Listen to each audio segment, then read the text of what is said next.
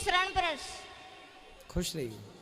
गुरुजी मेरा एक ये प्रश्न है कि जैन धर्म में और विष्णु धर्म में क्या अंतर है?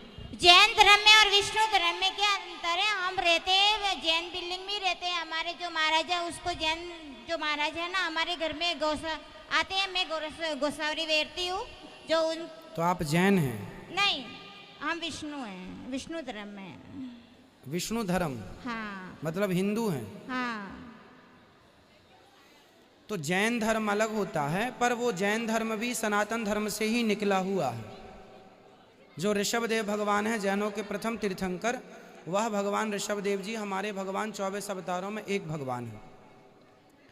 गुरुजी मेरा एक और भी प्रश्न है जी कि वहाँ उन लोगों की पूजा, भगवान की पूजा करते हैं ना, तो उसको एकदम नया ड्रेस पहन के वो पूजा करते हैं, और पूजा करते हैं ना वो कपड़ा बांधते हैं मुंह पे, तो और फिर बाद में वो ड्रेस पहना हुआ रहता है और कुछ खाया उसने, मुंह में कुछ डाला तो वो ड्रेस अशुद्ध हो जाता है, फिर बाद में वो ड्रेस पहन के उसकी पूजा नहीं कर सकते।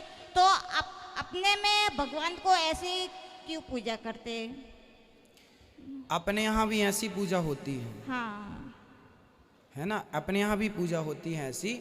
ये पूजाएं कम होती हैं, पर होती हैं कि मुंह में कपड़ा, जैसे जगन्नाथ जी भगवान का भोग जब लगता है ना, हाँ। तो वहाँ के पुजारी सब मुंह पे कपड़ा बांध के भोग लगाते हैं। हाँ। है ना, वहाँ पे भी ये सेवाएं होती हैं। हाँ। अपरस सेवा बोलते हैं इसको। अच्छा। किसी का स्पर्श ना हो, वाणी मुंह ढक करके। हाँ। है ना, और बिल्कुल शुद्धि में। हाँ, वो तो वो होती है, अपने यहाँ भी होती है, अपने में भी पर अपने ऐसा यहाँ होना चाहिए। हाँ होता है अपने यहाँ। शुद्धि उसको बोलते हैं, विशेष शुद्धि। जैसे हम बात करते हैं ना, हाँ। तो बात करने में भी हमारा हाँ, वो श्वास उसको टच नहीं होना हाँ, चाहिए। तो इसलिए मुंह बांध लेते हैं कि उस हाँ। भोजन में हमारा जरा से भी अशुद्धि, वायु की भी, और बोलते समय पानी की कुछ बूंदें बाहर गिरती हैं, हाँ, तो वो हाँ। जरा सा भी उसमें टच ना मैं हो। घर पे पूजा करती हूँ विष्णु भगवान की, तो मैं यही कपड़ा बांधती हूँ।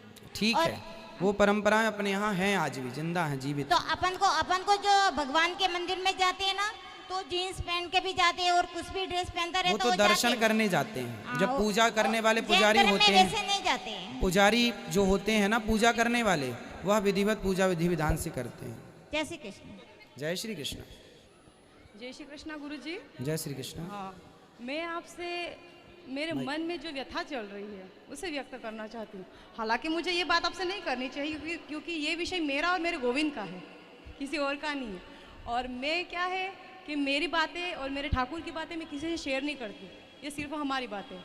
पर मैं ये पूछना चाहती हूँ गुरुजी कि कहते हैं ना कि सुबह अगर कोई सपना आता है ना, तो कहा तो ये भी गया है कि कलिकाल में अगर परमात्मा का सपना अगर आता है, आपको सपने में अगर दर्शन देते हैं तो वो साक्षात ही है। ये तो सत्य है, मानते हैं अपन। सही है। लेकिन हाँ, पर मुझे ऐसा है कि रोजाना 4 बजे ठाकुर आ जाते हैं। और एक ये भी है कि अगर मुझे कोई डरावने सपने आते हैं, कोई ऐसे भयंकर ऐसे सपने आते हैं, तो एक व्यक्ति आता है, मुझे कहता है डर मत, मैं पार करा दूंगा। सच में मेरा हाथ पकड़ के ले जाएगा और मैं जय श्री कृष्णा बोल के जय श्री कृष्णा बोलती जाऊंगी, आंखें बंद कर लूंगी, मुझे वो पार भी करा देगा। और वो घटना मेरे घर के पास की ही रहती है, मतलब वहाँ माहौल उस क्षेत्र की रहती है, जो कि प्रैक्टिकली मैं देख चुकी हूँ और वो वास्तव में सत्य है। पर उसके बाद वो व्यक्ति गायब हो जाता है। ये क्या है, ये समझ में मेरे को नहीं आता। ये सपना है। भगवान कहते हैं तुम चिंता ना करो, हम हर समय तुम्हारा हाथ पकड़ के तुम्हें पार लगाने को तैयार हैं। नहीं, इस बात को तो मैं भी समझती हूँ कि है तो ये ठाकुर ही, कोई और नहीं है। अन्यथा सपने में भी जय श्री कृष्ण निकल जाए, ये बहुत बड़ी बात है। मेरे साथ तो प्रैक्टिकल ये भी हुआ है कि मैं मौत के बिस्तर पर थी, शरीर शून्य था, लेकिन भीतर से आत्मा जय श्री कृष्ण का रटन कर रही थी। मेरे साथ तो बहुत सारी प्रैक्टिकल घटना इनकी हो चुकी है, मुझे इनको किसी और के सामने व्यक्त करने की जरूरत भी नहीं है। बट मैं बोलो बोलो। बट मैंने आज आपसे शेयर करा। मैं अच्छा। हाँ, और एक और प्रश्न था, ये लोग प्रश्न कर रहे थे, मैं मेरा प्रश्न ही भूल गई कि मुझे क्या पूछना था। मैं आपसे तो क्या गुरुजी, मैं किसी से भी शेयर नहीं करती। हम भी यहाँ भी भागवत जी में ही आए हैं, मेरे गुरुजी उनके साथ, हमारी भी यहाँ भागवत जी चल रही है। क्या प्रश्न है आपका, बताइए। मेरा एक और प्रश्न था, मैं भूल गई, वही तो कह रही आपको अन्यथा मैं जरूर पूछती वो प्रश्न भी।